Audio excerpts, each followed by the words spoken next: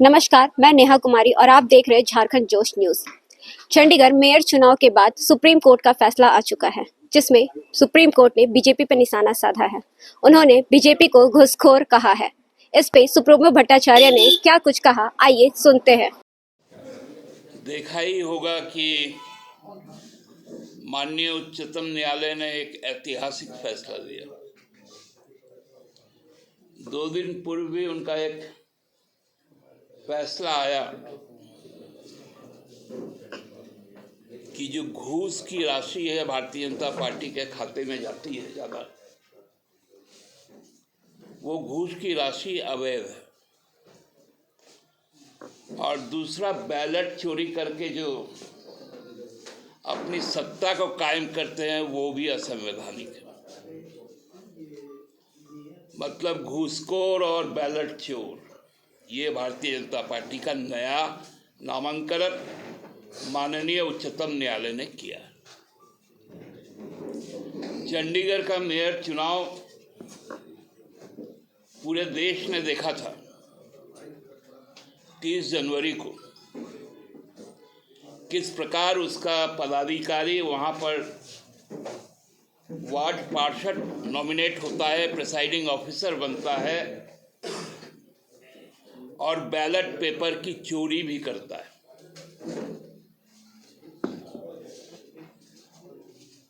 और ये चोरी बदस्तूर एक पायलट प्रोजेक्ट था, क्योंकि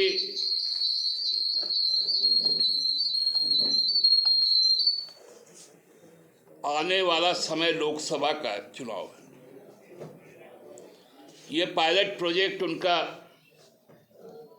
फेल कर गया और अब तय है कि लोकसभा में जो चोरी की प्लान बनाया हुआ था, बार बार ये कहना 370 और 400 पार, अब उसकी कलई खुल गई। आज जब चुनाव आयोग पटना में प्रेस से बात कर रहे थे और वहाँ की पॉलिटिकल पार्टियां उनसे बात कर रही थी, तो चुनाव आयोग के पास में इस बात की कोई सटीक जवाब नहीं था कि ईवीएम और उसके जो वीवीपैट के जो पर्चे, उस पर उनका क्या मंतव्य है। वो सुविधा ऐप की बात करते हैं। उन्होंने कहा कि पिछले दिनों हम 3,500 करोड़ रुपए सीज किए। तो माननीय इलेक्शन कमीशन ऑफ इंडिया को मैं ये भी बता दूं कि जो इलेक्शन बॉन्ड से 6,500 करोड़ रुपए आज के दिन में भारतीय जनता पार्टी के अकाउंट में है,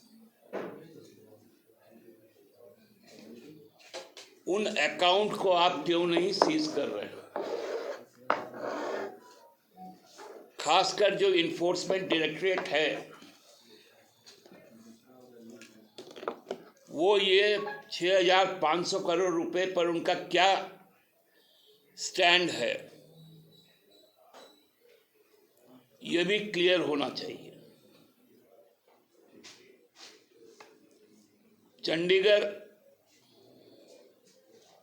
का चुनाव साधारण चुनाव नहीं था। वो जो गठबंधन है भारतीय जनता पार्टी के खिलाफ, एनडीए के खिलाफ, उसका पहला चुनाव था जहां आप और कांग्रेस दोनों ने मिलकर चुनाव लड़ा था और उनकी संख्या 20 थी 36 में। तो एक छोटा सा इलेक्शन में मोदी जी का जिस प्रकार का एंट्री हुआ, क्योंकि भाजपा का तो इरादा था और मसीह मोदी का प्यादा था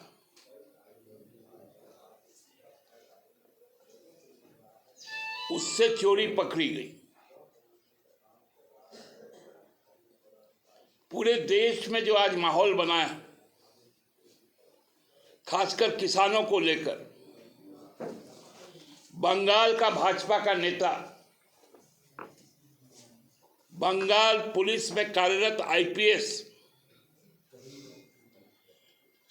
जो पगड़ी पहनता है, सिख कम्युनिटी से आता है,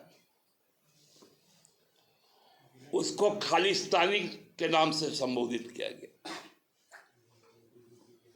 क्या इस देश में पगड़ी पहनना खालिस्तानी है? क्या इस देश में टोपी पहनना पाकिस्तानी है?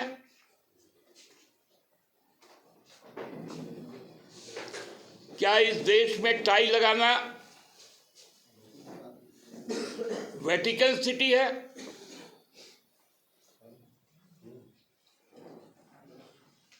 ये कौन सी राजनीति हो रही है? मोदी जी कपड़े से पहचान लेते हैं।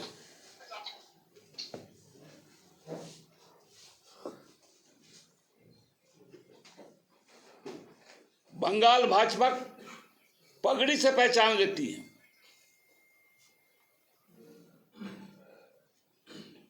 हम किस ओर जा रहे हैं? चुनाव के पूर्व में चुनाव के नतीजों का दावा करना, चुनाव आयोग गूंगा क्यों है?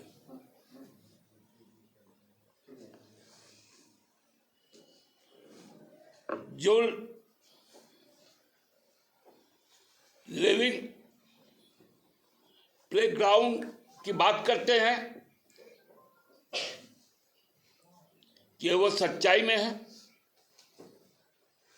जैसा कि आपने सुना, सुप्रियो भट्टाचार्य ने क्या कुछ कहा। कल वे हेमंत सोरेन की रिहाई को लेकर एक बैठक करेंगे, जिसमें यह सुनना दिलचस्प होगा कि कल बैठक में क्या सब होगा। इसी तरह की तमाम खबरों को देखने के लिए देखते रहिए झारखंड जो